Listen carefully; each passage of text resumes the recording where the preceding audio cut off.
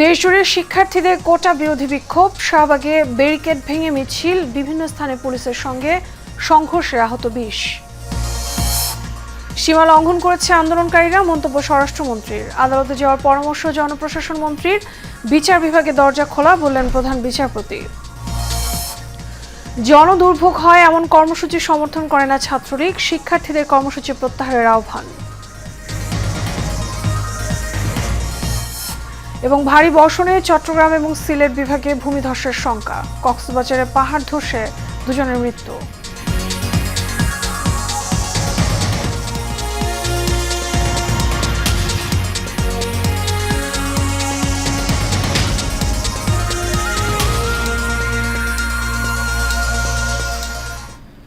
স্বাগত এশিয়ান নিউজে, আপনাদের সঙ্গে আছি আমি মিতা মৌসুমী। শুনছিলেন বিএবি কেবল ইন্ডাস্ট্রিজ লিমিটেড সংবাদ শিরোনাম।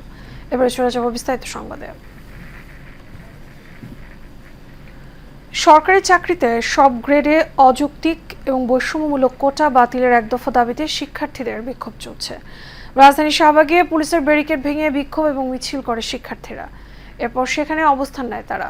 শিক্ষার্থীদের শান্ত করার চেষ্টা করছে পুলিশ। শাহবাগ ছাড়াও সাভার, জাহাঙ্গীরনগর বিশ্ববিদ্যালয়, চট্টগ্রাম বিশ্ববিদ্যালয়, সিলেট, রাজশাহী সহ সারা দেশে বিক্ষোভ করছে কোটা বিরোধীরা। এদিকে কুমিল্লায় কোটা বাতিলের দাবিতে আন্দোলন এবং সমাবেশ করতে যাওয়া শিক্ষার্থীদের সঙ্গে ধাওয়া পাল্টা ধাওয়ার ঘটনা ঘটেছে পুলিশের। এ সময় পুলিশ এবং শিক্ষার্থী সহ অন্তত 20 জন আহত হয়েছে। পরিস্থিতি নিয়ন্ত্রণে পুলিশ অন্তত 10 রাউন্ড ফাঁকা গুলি এবং টিয়ার সেল নিক্ষেপ করে।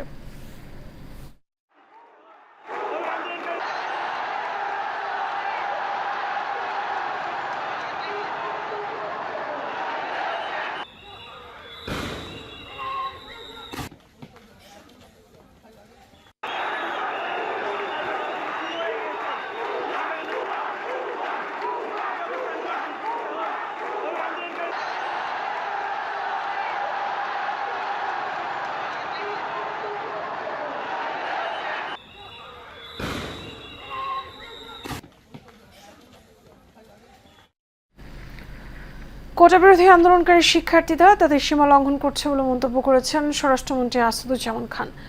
আজ সচিবালয়ের সংবাদ সম্মেলনে সাংবাদিকদের প্রশ্নের জবাবে তিনি কথা বলেন।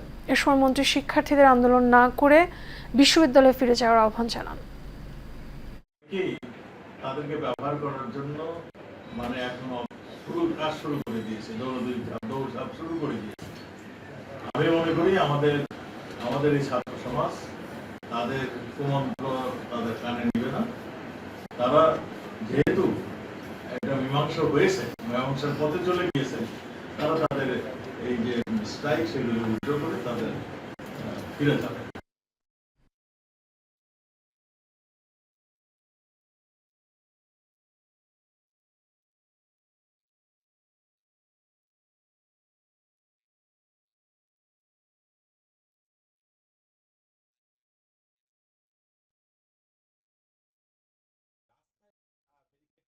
আমরা ভোগান্তি সৃষ্টি করি, জনদুর্ভোগ সৃষ্টি করি, এটা করা একটা অনুচিত অযৌক্তিক একটি কাজ। আমি আমার শিক্ষার্থীদের বলবো যে তারা আদালতে যাবেন। আদালতে যাওয়ার জন্য আমাদের মহামান্য প্রধান বিচারপতি আহ্বান জানিয়েছেন। এটাই হচ্ছে যৌক্তিক জায়গা।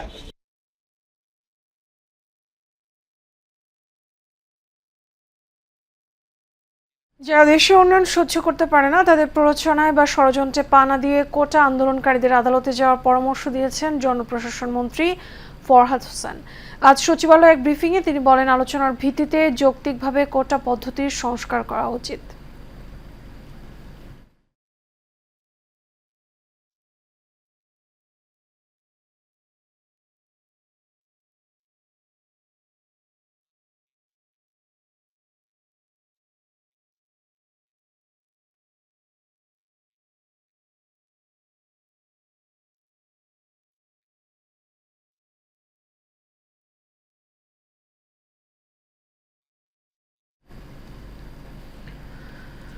দর্শক, ঢাকা আরিচা মহাসড়কের জাহাঙ্গীরনগর বিশ্ববিদ্যালয়ের সামনে অবস্থান নিয়েছে কোটা বিরোধী শিক্ষার্থীরা। এই মুহূর্তে সেখান থেকে সরাসরি যুক্ত হচ্ছেন আমাদের সহকর্মী জহিরুল ইসলাম লিটন। লিটন, শিক্ষার্থীদের আন্দোলনের সবশেষ কি তথ্য আছে আপনার কাছে?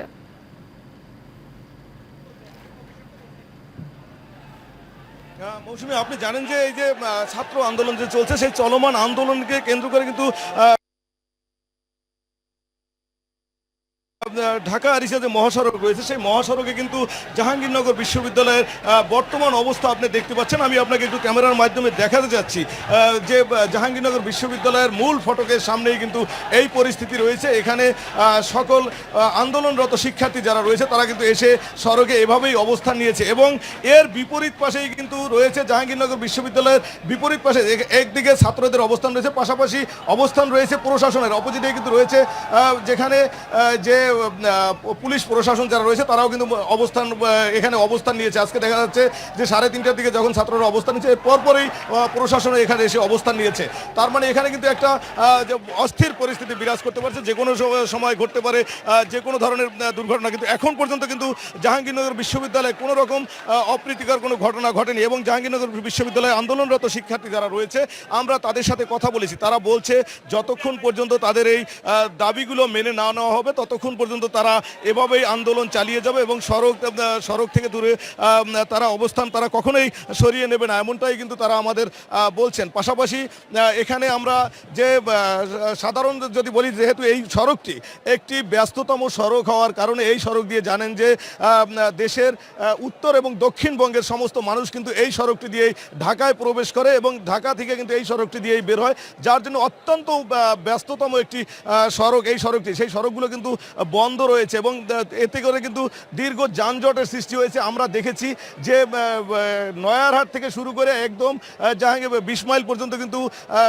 আরিচা থেকে ঢাকামুখী যে গাড়িগুলো রয়েছে সেই গাড়িগুলো আটকা পড়ে রয়েছে। এদিকে ঢাকা থেকে যে গাড়িগুলো বের হচ্ছে সেই গাড়িগুলো কিন্তু সাভার থেকে শুরু করে একদম জাহাঙ্গীরনগর পর্যন্ত মানে দীর্ঘ যানজটের সৃষ্টি হয়েছে। এতে কিন্তু সাধারণ মানুষ যারা রয়েছে তারা কিন্তু পায়ে হেঁটে যাওয়া ছাড়া আর কোনো বিকল্প রাস্তা নেই। তারা কিন্তু অত্যন্ত কষ্ট করে তারা কিন্তু পার হচ্ছে এবং তারা যাচ্ছে। আপনি দেখতেছেন যে ছাত্ররা কিভাবে উল্লাস করতেছেন, তারা কিন্তু উল্লাসের সাথে এবং ছন্দে ছন্দে গানে গানে তালে তালে তারা কিন্তু আন্দোলন চালিয়ে যাচ্ছে এবং আমরা দেখতেছি যে যতই সময় গড়াচ্ছে ততই কিন্তু ছাত্ররা এখানে এসে কিন্তু জড়ো হতেছে এবং তারা কিন্তু বলছেন যে আজকে এই আন্দোলন তারা আজকে সন্ধ্যা 7টা পর্যন্ত চালিয়ে যাবেন বলতে তারা আমাদের জানিয়েছেন এবং পাশাপাশি এরপরে 7টার পরে তারা কর্মসূচি দেবেন যে আগামী দিন আবার কোনো আন্দোলন রাখবেন কিনা এটা কিন্তু তারা পরে আমাদের জানাবেন। এমনটি কিন্তু আমাদের বলছেন আন্দোলনকারী সমস্ত শিক্ষার্থী যারা রয়েছে তারা।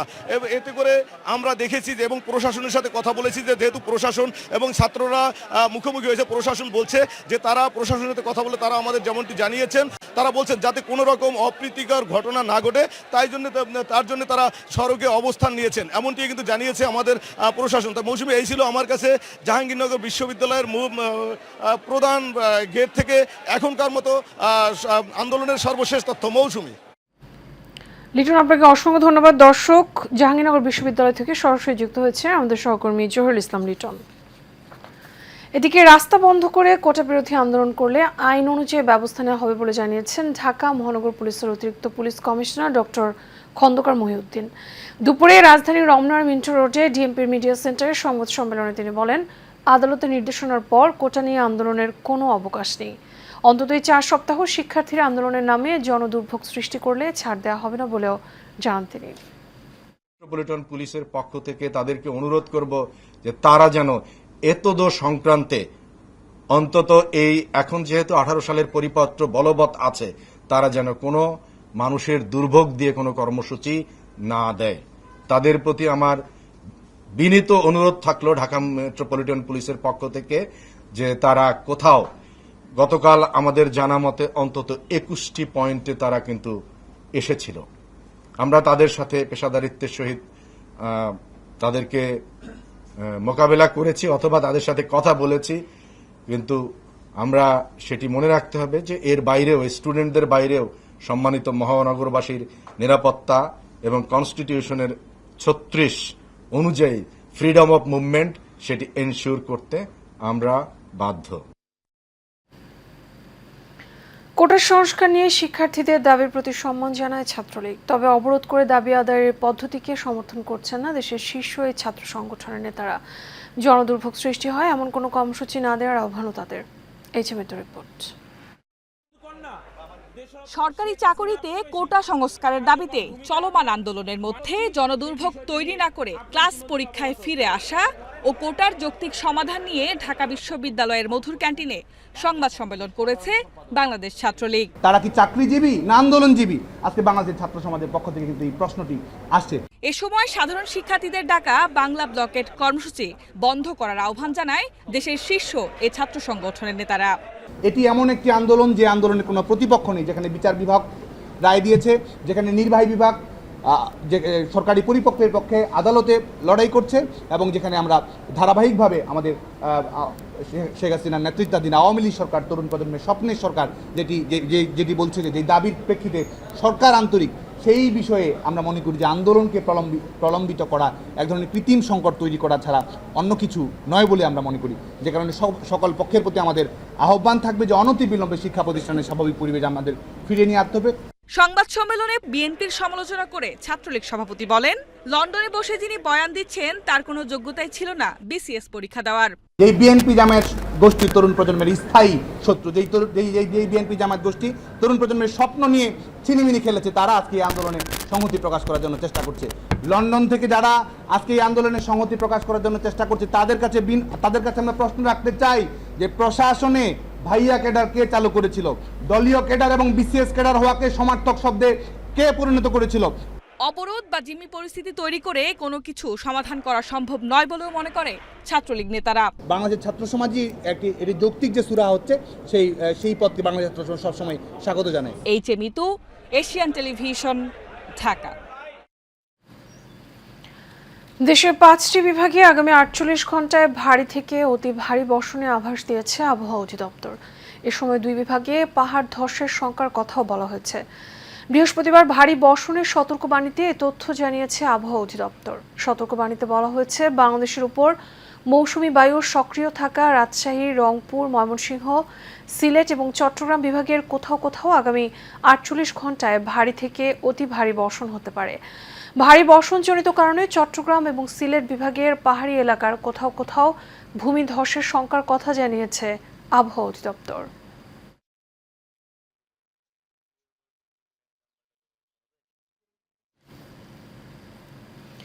ভারী বর্ষণের ফলে কক্সবাজারে পাহাড় ধসে শিশুসহ 2 জনের মৃত্যু হয়েছে।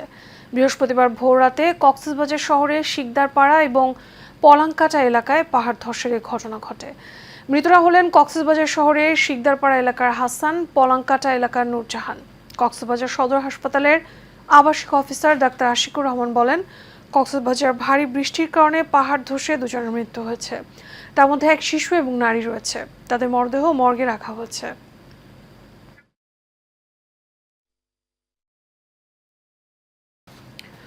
আবারও কোটা আন্দোলনের খবর।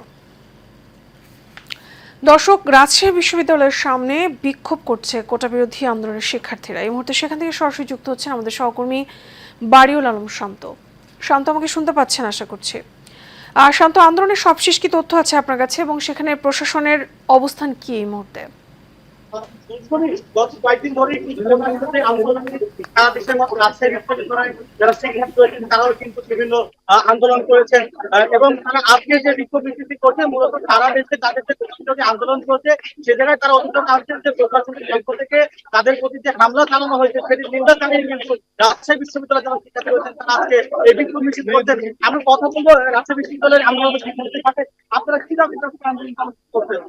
আমরা আজকে কুমিল্লায় সংস্থার আন্দোলনের শিক্ষার্থীদেরকে প্রশাসন থেকে অনাকাঙ্ক্ষিত হামলা চালিয়েছে। আমরা তার প্রতিনিধি বিশ্ববিদ্যালয় হলের সামনে থেকে মিছিল করেছি এবং আমরা সর্বোচ্চ রেল অবরোধ করেছি। আমরা এই যে হামলার বিচার চাই এবং আমরা এই একবারে নিকট চাই। আমরা আমাদের নিরাপত্তা আন্দোলন করতে পারি, যেহেতু সংসদের নেত্রী বলেছে যে আমরা কয়েকটা দিন ফিরে যাই, ফিরে যেতে চাই, তবে আমাদের কোথার একটি সুস্থ সমাধান তাই আমরা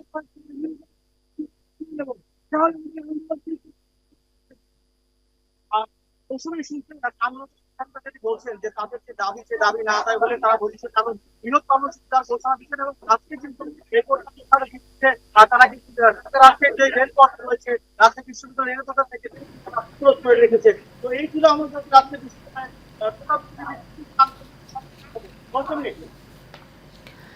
শান্ত, আপনাকে অসংখ্য ধন্যবাদ। দর্শক, রাজশাহী থেকে যুক্ত হয়েছিলেন সহকর্মী বাড়িউল আলম শান্ত। গৃহায়ন এবং গণপূর্ত মন্ত্রী ওবায়দুল মুক্তাদির চৌধুরী বলেছেন, প্রতিনিয়ত এই নগরী দূষিত হচ্ছে, তাই আর সময় না হারিয়ে নগরীকে বাঁচাতে চাইলে এখন থেকে সম্মিলিতভাবে কাজ শুরু করতে হবে। দুপুরে রাজধানীর মতিঝিলে রাজুক ভবনের অডিটোরিয়ামে জলবায়ু সহিংস সবুজ কর্ম পরিকল্পনা, হাজারীবাগ এবং Lalbagh city climate finance gap fund শীর্ষক এক কর্মশালায় প্রধান অতিথির বক্তব্যে তিনি এসব কথা বলেন। লতিফ চৌধুরী ক্যামেরায় আরো জানাচ্ছেন বাতিন বিপ্লব।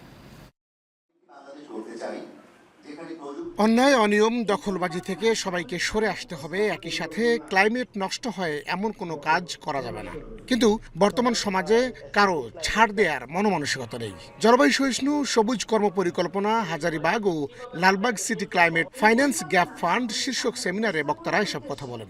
সিটি কর্পোরেশন, রাজুক এবং অন্যান্য আমরা যারা আছি সবাই মিলে, স্টেক হোল্ডার যারা আছে সবাই একসাথে কাজ করব এবং আমরা দেখাতে চাই যে পুরান ঢাকাকে শুধু পুরান ঢাকাই বলবো না, এটা অন্যান্য এলাকা পূর্বাচল, গুলশান, বনানীর মতো করতে চাই এবং আমরা বুড়িগঙ্গার কাছে যেতে চাই এবং বিশ্বের প্রতিটি রাজধানীর যে নদী থাকে, এই নদী হলো মেন প্রাণকেন্দ্র এবং নদীকে এখন থেকে 500-600 বছর আগে যে আমাদের বুড়িগঙ্গা এবং সংলগ্ন এলাকায় যে শহর ছিল অত্যন্ত আধুনিক, সেটাকে আবার পুনরূপ দেওয়ার উদ্দেশ্যে এই কাজটি করা হচ্ছে। পানিও দূষিত সাংঘাতিকভাবে। ক্রোমিয়ামের যে সংকট, এটা একটা হেভি মেটাল, আর এই হেভি মেটাল বিপদের কারণ হচ্ছে এই জন্যে যে এটা মানুষের শরীরে যদি প্রবেশ করে বা যে কোনো প্রাণীর শরীরে যদি প্রবেশ করে তাহলে সে হাইপারট্রফি ও হাইপারপ্লাসিয়া তৈরি করে।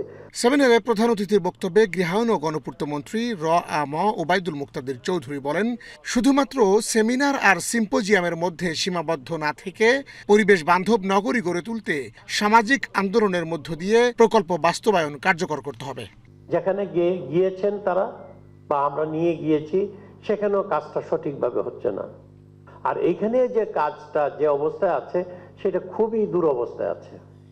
তো এই সবকিছু মিলিয়ে আমি বলবো যে মন্ত্রণালয়ের সচিব আছেন এখানে এবং খুবই শক্তিশালী রাজধানী উন্নয়ন কর্তৃপক্ষের শক্তিশালী চেয়ারম্যান আছেন এবং আপনারা রাজধানী উন্নয়ন কর্তৃপক্ষের যারা আছেন তারাও খুব শক্তিশালী লোকেরা আছেন। আমরা যারা রাজনীতি করি, চুঙ্গাতে কথা বলি, আমাদের খুব শক্তি নাই, আপনাদের অনেক শক্তি। আমি শুধু জানতে চাইবো আপনারা কাজটা কবে করবেন। কর্মশালায় হাজারীবাগ ও লালবাগের জলবায়ু সহিষ্ণু সবুজ কর্ম পরিকল্পনা উপস্থাপন করেন নগর পরিকল্পনাবিদ মোহাম্মদ ফজলে রেজা সুমন। এতে সভাপতিত্ব করেন রাজুক চেয়ারম্যান মেজর জেনারেল অবসরপ্রাপ্ত মোহাম্মদ সিদ্দিকুর রহমান সরকার। কর্মশালায় বিশেষ অতিথি হিসেবে উপস্থিত ছিলেন গৃহায়ন ও গণপূর্ত মন্ত্রণালয়ের সচিব মোহাম্মদ নবীরুল ইসলাম ও GIZ country director Martina Barkaut. Batin Biplob, Asian Television, Dhaka.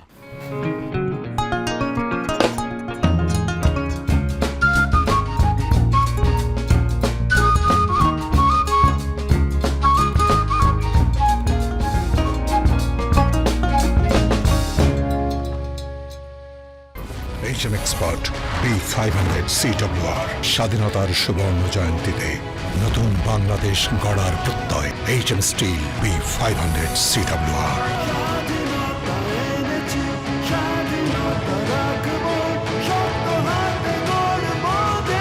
HM steel. স্বাধীনতা পদকপ্রাপ্ত সাংবাদিক, দৈনিক আজাদীর প্রয়াত সম্পাদক, বীর মুক্তিযোদ্ধা অধ্যাপক মোহাম্মদ খালেদের 102তম জন্মবার্ষিকীর সভা অনুষ্ঠিত হয়েছে। অধ্যাপক মোহাম্মদ খালেদের পুত্র স্লোগান সম্পাদক মোহাম্মদ জহিরের সভাপতিত্বে সভায় প্রধান অতিথি ছিলেন চট্টগ্রাম বিশ্ববিদ্যালয়ের উপাচার্য প্রফেসর ডক্টর সেকান্দর চৌধুরী।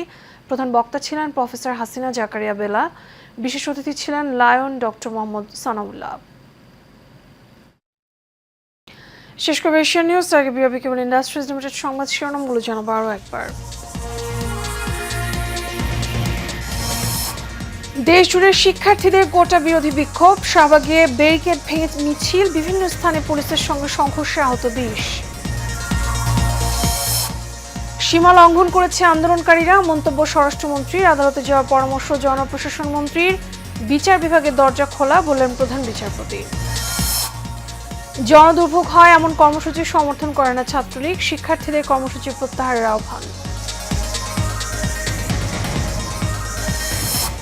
এবং ভারী বর্ষণে চট্টগ্রাম এবং সিলেট বিভাগে ভূমিধসের শঙ্কা, কক্সবাজারে পাহাড় ধসে 2 জনের মৃত্যু।